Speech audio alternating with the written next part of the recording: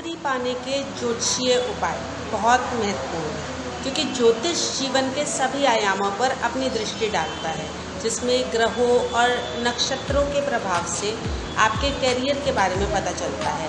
यदि आपकी नौकरी में रुकावट आ रही है या कोई नौकरी में समस्या है या नौकरी नहीं लग पा रही है, तो उसके लिए ज्योतिषीय उपाय करके आप नौकरी आसानी से प्राप्त कर सकते हैं। ऐसे कौन से उपाय हैं जिनसे मनचाही नौकरी मिल सकती है? फ्रेंड्स, ब्लेसिंग्स और मिरेकल्स के इस वीडियो में आपका स्वागत है। आज हम बात करेंगे किस प्रकार आप ज्योतिष का सहारा लेके मनचाही नौकरी प्राप्त कर सकते हैं। फ्रेंड्स, मेरे YouTube चैनल ब्लेसिंग्स और मिरेकल्स को प्लीज़ सब्सक्राइब करें, ताकि ज़्यादा से ज़्यादा इन्फॉर्मेटिव वीडियोस आप तक पहुंचते रहें, उनके नोटिफिकेशंस आपको मिलते रहें।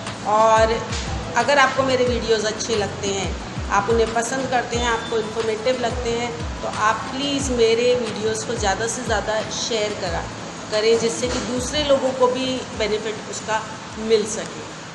आज जैसे भारत की स्थिति चल रही है, जो अर्थव्यवस्था ने मंदी के संकेत दिए हैं, उससे तो ये लगता है कि बाज़ार में नौकरियों की भारी कमी होने वाली है। ऑटो सेक्टर में तो छटनी भी शुरू हो चुकी है।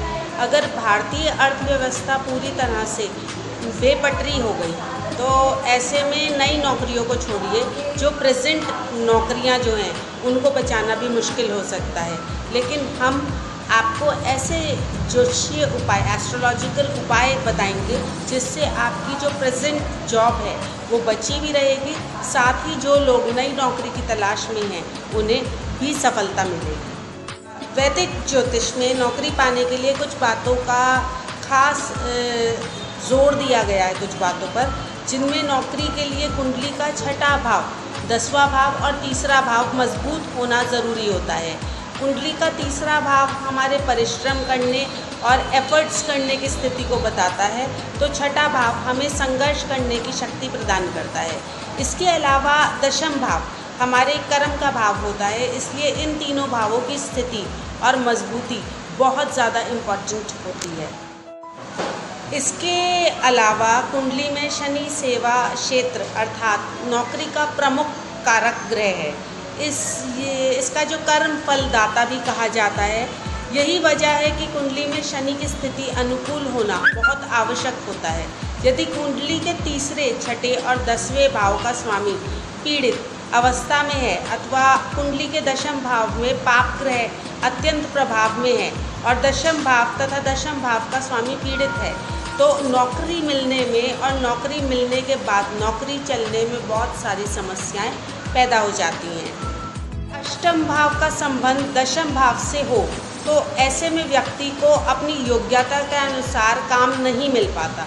यदि पंचम भाव का संबंध दशम भाव से हो, तो व्यक्ति अपनी शिक्षा से संबंधित नौकरी करता है, अन्यथा उस शिक्षा के अलावा अन्य क्षेत्र में नौकरी करनी पड़ सकती है। हमारी कुंडली में ग्रहों की स्थिति हमारे भाग्य की दशा तय करती है। ग्रह की चाल के कारण ही हमारे जीवन में नेगेटिव और पॉजिटिव चीज़ें आती हैं। कुंडली का 10वां भाव हमारे कार्य क्षेत्र के लिए बहुत इम्पॉर्टेंट होता है, इसी कारण यह कर्म भाव भी कहलाता है। कुंडली में यह भाव व्यक्ति की उपलब्धि, पॉपुलैरिटी, शक्ति, प्रतिष्ठा, रुतबा, मान सम्मान, रैंक, विश्वसनीयता, आचरण, महत्वाकांक्षा आदि को दर्शाता है। यह भाव कैरियर अथवा उसके व्यवसाय को बताता है। कालपुरुष कुंडली के अनुसार दशम भाव की राशि मकर होती है और मकर राशि का स्वामी शनि होता है। दशम भाव को मजबूत करने के लिए आवश्यक है कि शनि ग्रह तथा जो भी ग्रह इस भाव की उपस्थिति में हो, उसे मजबूत किया जाए। सूर्य ग्रह जो है वो सरकारी नौकरी का कारक है। ज्योतिष विज्ञान के अनुसार यदि किसी जातक की कुंडली में सूर्य ग्रह मजबूत स्थिति में हो, तो उस व्यक्ति की सरकारी सेवा में उच्च पद प्राप्त होता है, व्यक्ति प्रशासनीय सेवा में जाता है। सूर्य की मजबूती के लिए ज्योतिष में कई उपाय बताए गए हैं।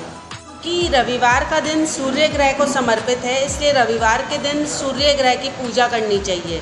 इस दिन सूर्य को जल का अर्घ देना चाहिए तथा सूर्य से संबंधित मंत्रों का जाप करना चाहिए।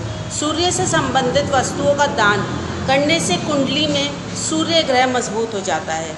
इसके अलावा माणिक रतन, एक मुखी रुद्राक्ष और बेल मूल को धारण करने से भी कुंडली में सूर्य ग्रह मजबूत होता है। नौकरी पाने के लिए मंगलवार के दिन हनुमान जी का व्रत रखना चाहिए। विशेषकर जो जातक सेना में जाना चाहते हैं तो उन्हें मंगलवार का व्रत ज़रूर करना चाहिए।